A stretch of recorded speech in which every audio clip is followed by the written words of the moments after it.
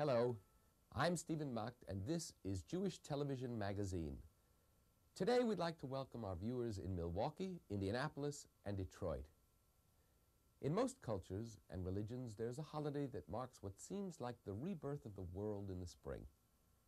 In Judaism, that holiday is Passover, a celebration of freedom. It commemorates the exodus of the Jewish people from Egypt, where they were slaves, and their journey to the Promised Land, today's Israel, where they would be free. The story, recounted in the book of Exodus, tells us that the children of Israel wandered for 40 years in the Sinai desert. In today's special Passover program, we'll retrace their steps. We'll also see how the traditional food of Passover, matzah, is made today, both in modern factories and by the ancient handmade methods. And we'll participate in a Seder celebrated at a modern kibbutz in the midst of the ancient desert over which the children of Israel are said to have passed centuries ago. Spring is also known as the time when a young man's fancy lightly turns to thoughts of love. In this day and age, obviously this applies to women too. Nor is it limited only to the young. We'll visit Washington, Baltimore, and Atlanta to take a look at what some communities are doing to help single people meet one another. In Jewish homes all around the world, people gather on the first and second nights of the Passover holiday to hold the Seder, during which the tale of the Exodus is recounted. We are all familiar, of course, with the miracles that were said to occur, the 10 plagues and the parting of the Red Sea. But how much of the story is really true?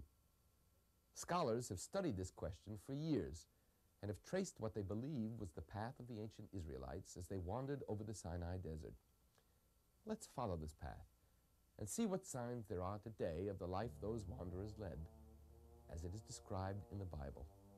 And the children of Israel wandered in the wilderness for 40 years.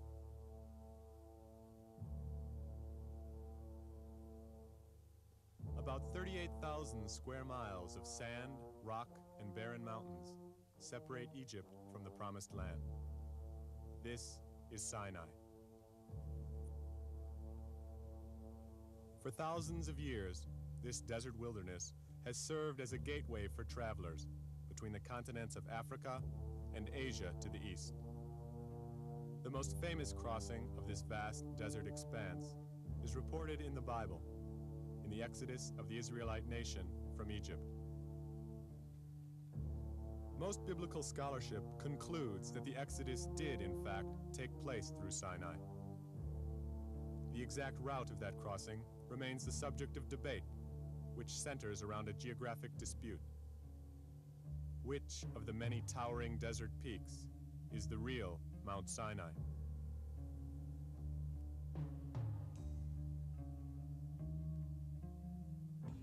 Whatever the historical arguments, scattered throughout the desert are numerous natural phenomena that closely match descriptions offered in the Bible. These phenomena recall the life-sustaining resources with which the children of Israel survived during their 40 years of wandering. And there went forth a wind from the Lord, and brought quails from the sea, and let them fall by the camp. Gathered in nets by the local Bedouin, these small quail are found in a narrow strip of land along the Mediterranean shore of northern Sinai. In the southern part of Sinai, the eshel tree bears a sweet, edible fruit, which the Bedouin call manna, the same name given to the staple desert food eaten by Moses and his people. A scarcity of water plagued the Israelites all during their journey. The desert offers its own conservation method. Layers of rock just beneath the soil surface keep the winter rains accessible for drinking.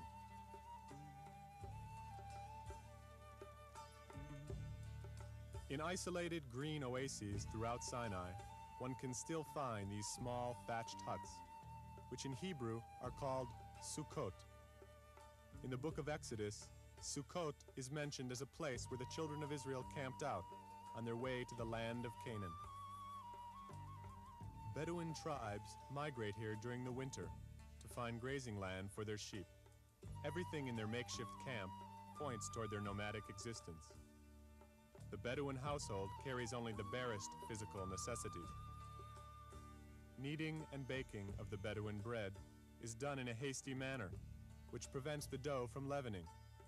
This process is similar to that used by the Israelites when they baked the flat-caked matzah on their way out of Egypt.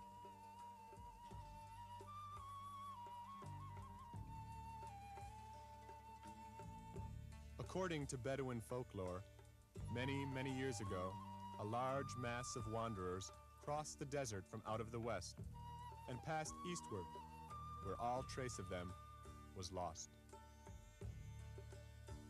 And the children of Israel wandered in the desert for 40 years, until they came into the borders of the land of Canaan.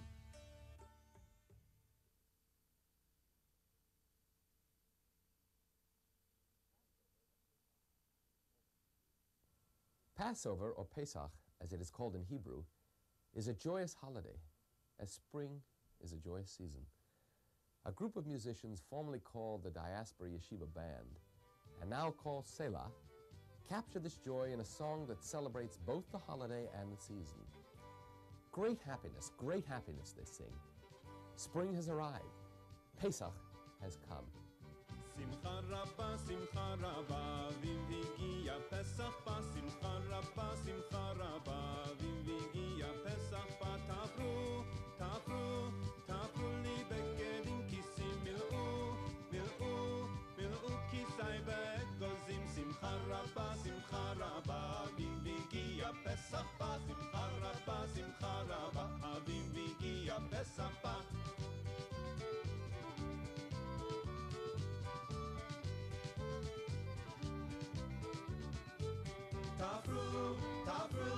Tafru li begedim kisim mil'u kisai be'egozim, Simcha Rabba, Vivigia Pesach Pa, Simcha Rabba, Vivigia Pesach Pa.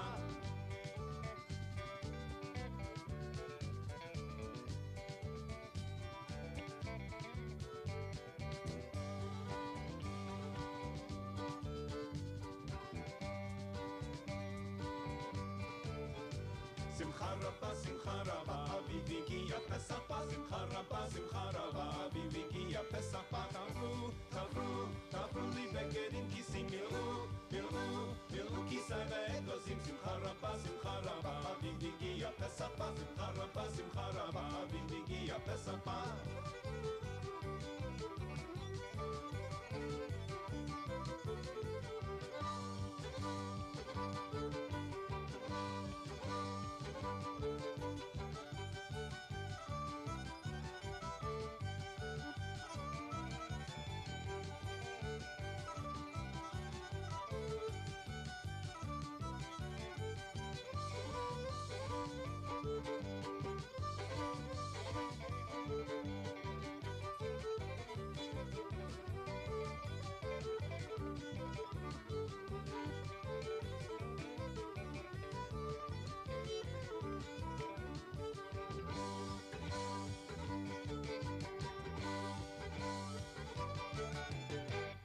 Perhaps the major symbol of Passover, the one that first comes to mind when one thinks of this holiday, is the matzah, the flat, unleavened bread which commemorates the Israelites' exodus from Egypt. But where does matzah come from today? Who makes it? And how do they do it? Come with us now to a matzah factory in Israel to find out. Jewish tradition demands that matzah be baked no longer than 18 minutes. Afterwards, fermentation begins, rendering the matzah unkosher for Passover. In this modern-day factory, the netting process involves two huge mixers. Every 18 minutes, a mixer is thoroughly cleaned to rid it of any remains of dough which may be left over. Work at the matzah factory begins way back in the month of December and continues until Passover Eve. Over 1 million boxes of matzah are manufactured here each year. 40% of them are exported to the United States, England, Australia. Some even reach Jews in places as far away as the Soviet Union. In Kfar Chabad, the center of the Hasidic Chabad movement in Israel, we find a special bakery which makes shmura matzah. To observant Jews, especially Hasidim, The special hand-made shmora matzah are put on the Seder plate for the first night of Passover. This is a matter of tradition, duplicating as closely as possible the matzah consumed by the Hebrews as they encamped in the desert, having fled the Egyptians.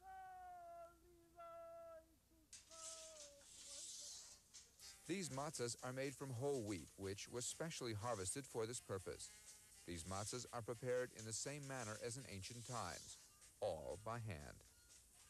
The grain for the shmora matzah is harvested during the previous year's season and then kept under controlled dry conditions in a special room.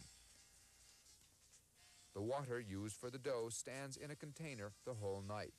All organic matter must sink to the bottom. After the dough undergoes the preliminary kneading, it gets passed on to the beaters. It is then quickly cut into small pieces, which are divided among the workers for further kneading. Afterwards, the dough is cut into wafer-thin circles. A skilled worker perforates the delicate dough to help it bake more rapidly.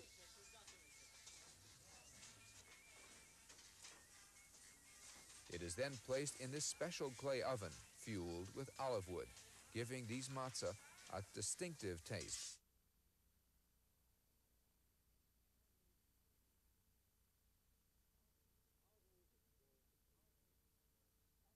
Holidays are joyous occasions. Passover, perhaps more than any other Jewish holiday, is a time for family gatherings. But many people today are not living near their families, and many, far more than ever before in history, are single. Let's take a look now at what's being done by the Jewish communities of Atlanta and Baltimore to help single people meet one another, and how one well-known figure in Washington, D.C., Senator Rudy Boschwitz of Minnesota, brings Jewish singles together to share the holiday festivities. He'll be here any minute. Don't you think you ought to put on some lipstick? For goodness sake, you act as if you don't even want to go out, that you'd rather sit home and read this dumb magazine. You're going to end up being an old maid if you're not careful. Now listen to me. You do not have to marry this guy, but how do you know what kind of friends he has? How do you know where he's going to take you? How do you know? Tonight you could meet the right one. Al could cater the wedding, and I've got a secret for you. I've already made up the guest list, and you know you'd make such a beautiful bride.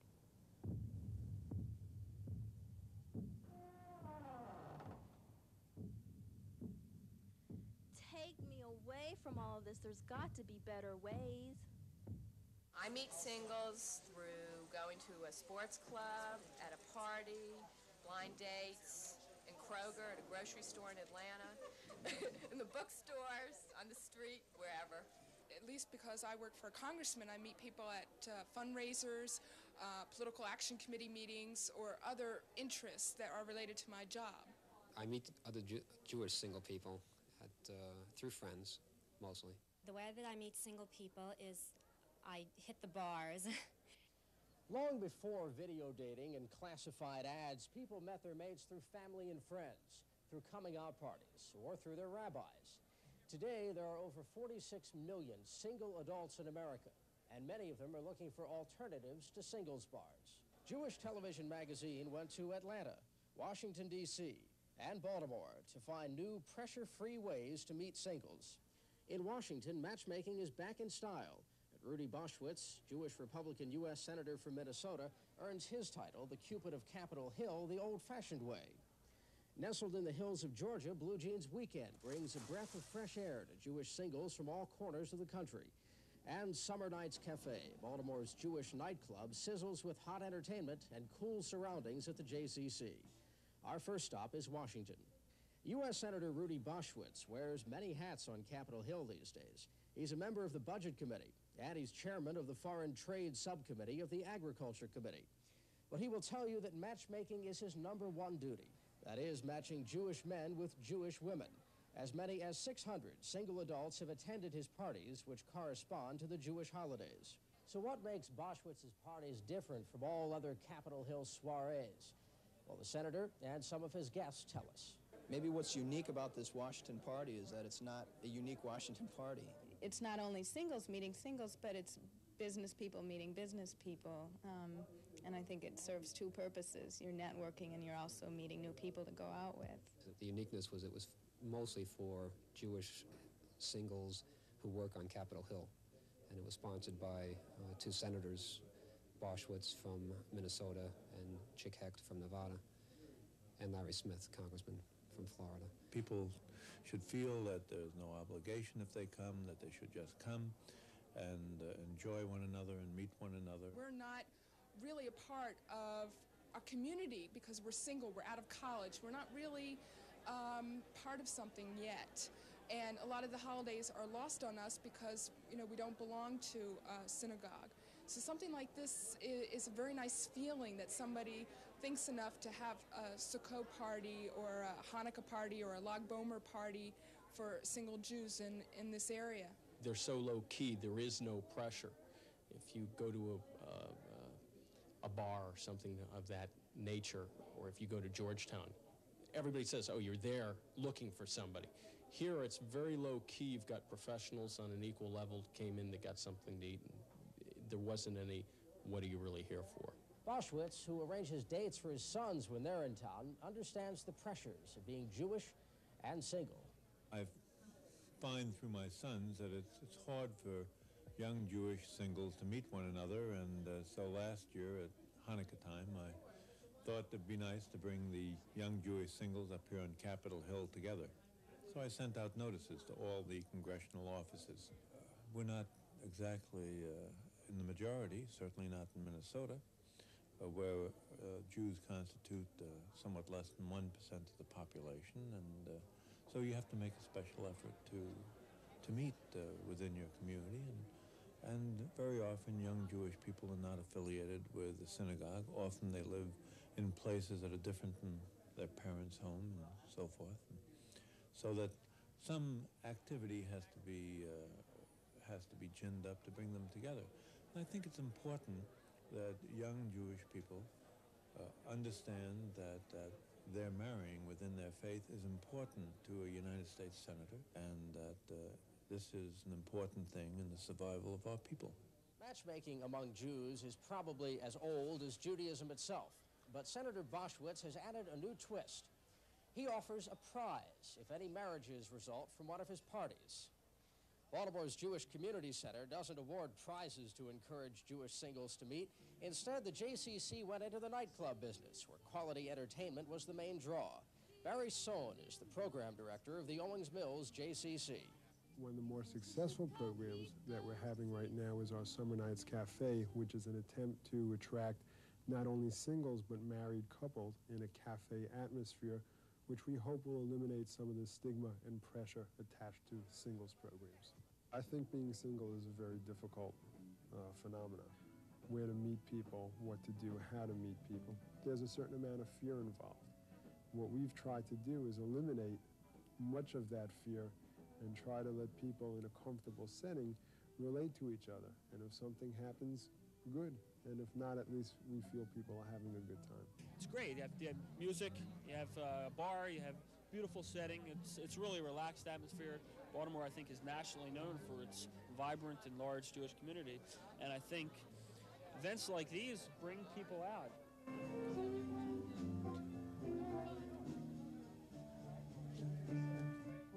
Another community receiving national attention is Atlanta. But the real star is Blue Jeans Weekend, one of the country's most successful singles programs. Blue Jeans Weekend began in 1979 as a weekend for 100 singles at the Atlanta JCC's Camp Barney Meadows, located in the mountains of northern Georgia. Now, 200 singles attend annually. The driving force behind Blue Jeans Weekend is Patsy Goldberg, Adult Services Director of the Atlanta JCC. Patsy describes her secret formula for fun. Blue Jeans Weekend can be called Jewish Club Med because we plan everything for you. You can participate in everything that you want to or nothing at all. We'll run you ragged if you let us. We have services. We have all the camp activities like water skiing, sailing, canoeing, swimming, hanging out with people. We also plan a sextathlon, which is a 6-event relay race with such crazy activities as lifesavers and toothpicks, pantyhose put on, where we have to transfer pantyhose from one person to the next, and human knots. They got people getting close to each other and friendly. It's open atmosphere. People walk up to a perfect stranger and say hello, and I think that's unique. Blue Jeans Weekend is different from the other activities in Atlanta because it's over a longer period of time, the 2.5 to 3 days, where the other activities are generally in the evening. People don't feel like they have to meet someone within a 2 or 3 hour time span. It's more leisurely, more comfortable. It's a nice way to meet new people in a camp environment, and I haven't been to camp in about 15 years, and I feel like I'm 15 years old again, and I really love it.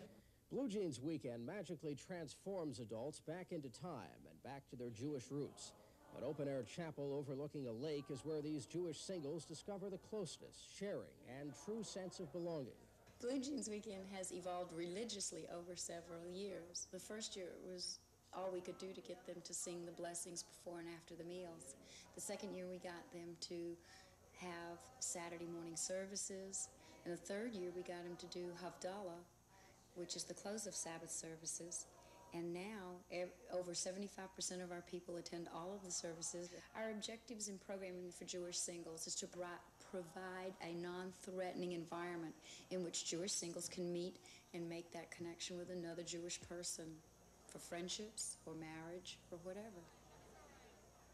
Today, unmarried adults are one of America's largest minorities. People are marrying later because they're pursuing careers or advanced degrees or choosing to remain single. They are also pursuing alternatives to the bar scene, like parties on Capitol Hill or a weekend mountain retreat in Georgia. So while the stigma society attaches to singles is fading, the number of creative options available to them is increasing.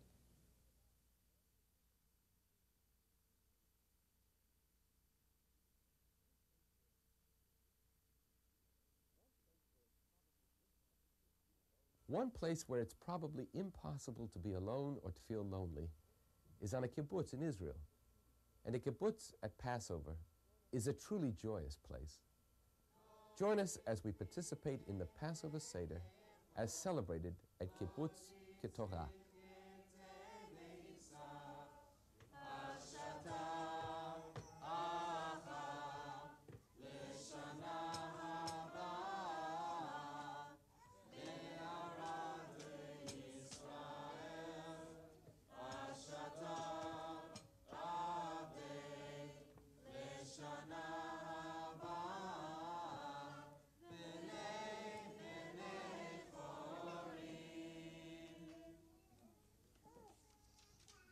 Erev Tov to everyone and Chag Sameach.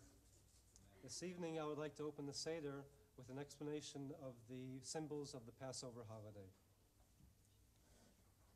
The shank bone is a symbol of the Paschal offering.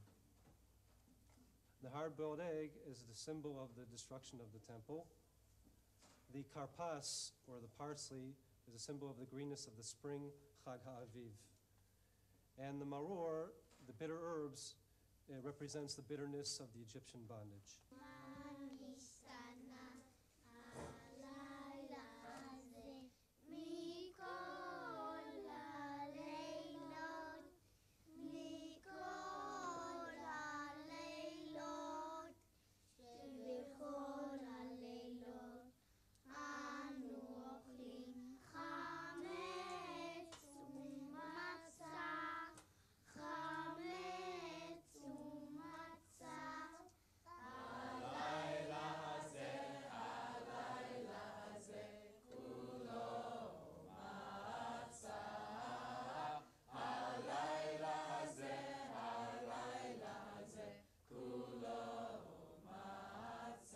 רבן גמליאל היה אומר, כל שלא אמר 3 דברים אלו בפסח, לא יצא ידי חובתו, ואלו הן פסח, מצה ומרור. עבדים היינו, אתה בנכורים, בנכורים. עבדים היינו, אתה בנכורים. עבדים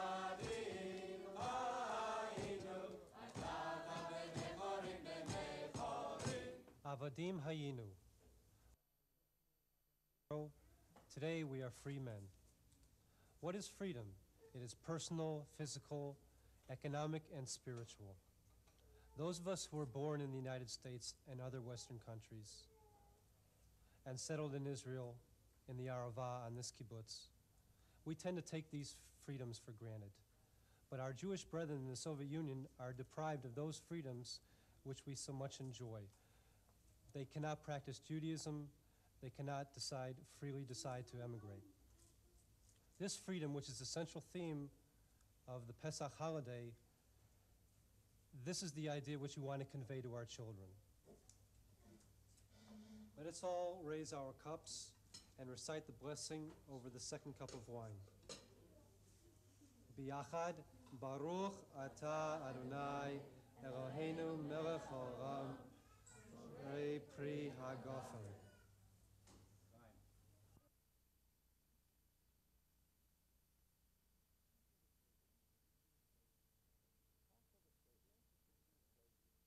Passover Seders traditionally close with songs. It is also traditional, at the end of every Seder, to recall the ancient hopes of the Jewish people by saying the words, "Next year in Jerusalem."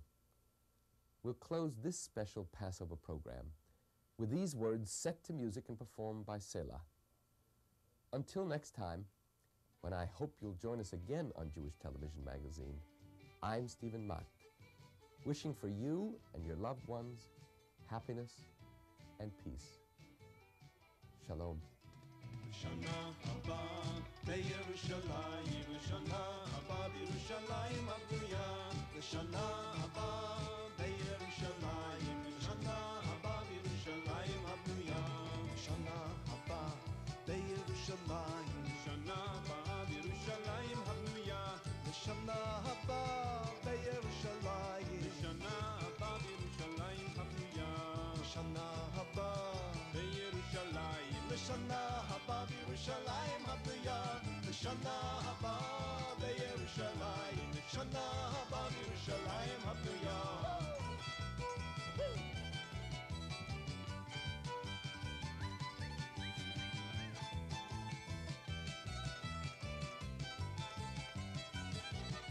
לשנה הבאה בירושלים, לשנה הבאה בירושלים הבנויה, לשנה הבאה בירושלים, לשנה הבאה בירושלים הבנויה, לשנה הבאה בירושלים, לשנה הבאה בירושלים הבנויה, לשנה הבאה בירושלים, לשנה הבאה בירושלים הבנויה, לשנה הבאה בירושלים, לשנה הבאה בירושלים הבנויה, לשנה הבאה בירושלים, לשנה הבאה